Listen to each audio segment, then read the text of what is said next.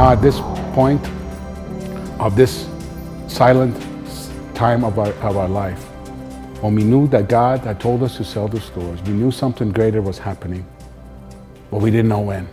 I started asking God, I said, did we hear you wrong to sell the stores? He said, no. Did we hear you wrong? The timing was wrong? He didn't say anything. Where are we moving, God? He didn't answer. When are we going to move? He didn't answer. We went in that period for 2 years. It was during that 2 years that we were praying. And it was about December of 1996. We had sold our businesses. We couldn't buy anything because we knew God was moving us. I couldn't get a job because I didn't really want to get a food. So what do? I got a job in the mall selling suits, and my wife got a job down the hall at her favorite store. It was during that time. I'm putting a suit on this guy, and he's telling me, where are you from? I'm from Arizona. Oh, I go to lunch, somebody's talking about Phoenix. I go the next morning, I open the paper, there's an article about Phoenix, Arizona. I mean, this came up about in 30 days, hundreds of times. I came home, told my wife, I said, this Arizona thing keeps popping up. Do you think God is moving us to Arizona? Because we didn't know anybody in Arizona. My wife said, no, I don't think so. There's nothing there except snake and sand. I said, okay, but this thing keeps popping up. That Sunday, we found out that our best friend at the time got a job transfer, and he was moving to Phoenix, Arizona. So we helped him load up his truck. That Christmas, we had a reason to come to Phoenix and visit. My pastor in Chicago said, if you're going to go visit Phoenix, you need to make sure you check Tommy Barnett's church. He had come to pastor school many years ago. We came to that church. We walked in the second balcony. I'm telling you, the Spirit of God hit us. We sat there and we cried like babies through the whole service. We went back that night and cried like babies. It was like a kid walking in a candy store. I didn't know there could be such a church. It was like a stadium to me. I said, oh God, this place is so amazing.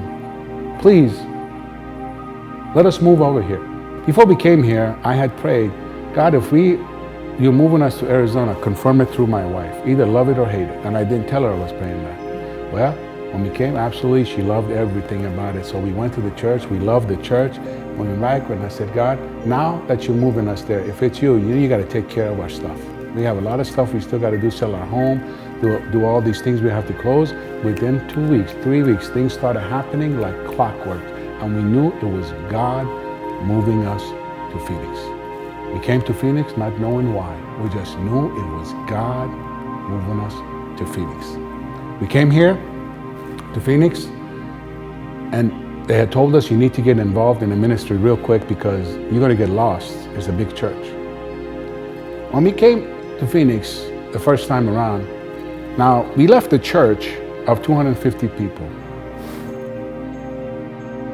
I was the big fish in a little pond up there. We were the biggest tithers. We were on the board. We taught Sunday school. We were the big fish in a little pond. When we came to Phoenix First Assembly, I said, God, would I ever have an opportunity to be anything here? God said, I have brought you to a big sea. If you are willing to be a little fish in my big sea, I have big plans for you. I said, okay, God, whatever you have. We started volunteering. We started helping out. We started helping with the deacon ministry. We got involved in many different things. At the meantime, we bought a business here in Scottsdale, a rental business, just because I hadn't lost identity. I was not a business. At this point, I know God is calling us into ministry, but there was no ministry and there was no business. God, what am I? I don't know what I am. I had this mixed emotions, mixed identity. I didn't know what I was, who I was. So we bought a business here and we started on the side doing that. At this time, someone at our church came up to me and said, we are planning to go to mission trip to India, and we've been praying about it, and God in our prayers said that you need to go. And I said, really? Let me pray about it. What I meant to say was, give me some time so I can tell you no later. I had no intention of praying about it because I knew I've been called to be in business, not in ministry. And I said, later on I told him, I'll support you, you go, and I'll support you. I didn't go to India. A year later, they came and asked me again, same thing. Something had changed from the first time they asked me till the second time they asked me. The first time they asked me, I had all kinds of excuses to them. We had bought this other company that we were growing, that we were franchising out now. And I had all kinds of excuses. I said, my schedule's so full. I cannot go. I have too many commitments. My calendar's full. Second time they asked me, we had sold our Domino's. We had shut down the other businesses because I had gone out of business. And I had no excuse to give. Every excuse that I gave, God had removed. So when they asked me the second time, I said, okay, I'll go. Reluctantly, I went to India. I hadn't even been to India for 30 minutes. We walked in this house. We were staying with this lady.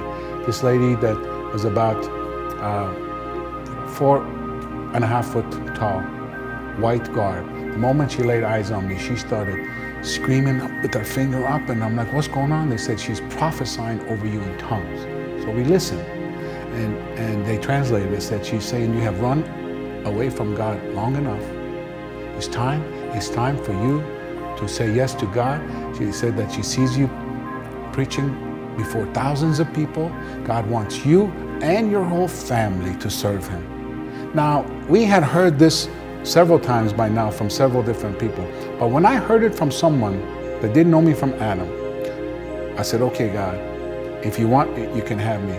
But I'm going to make one deal with you. I'm not going to go look for it. It must come looking for me. So that trip changed my life.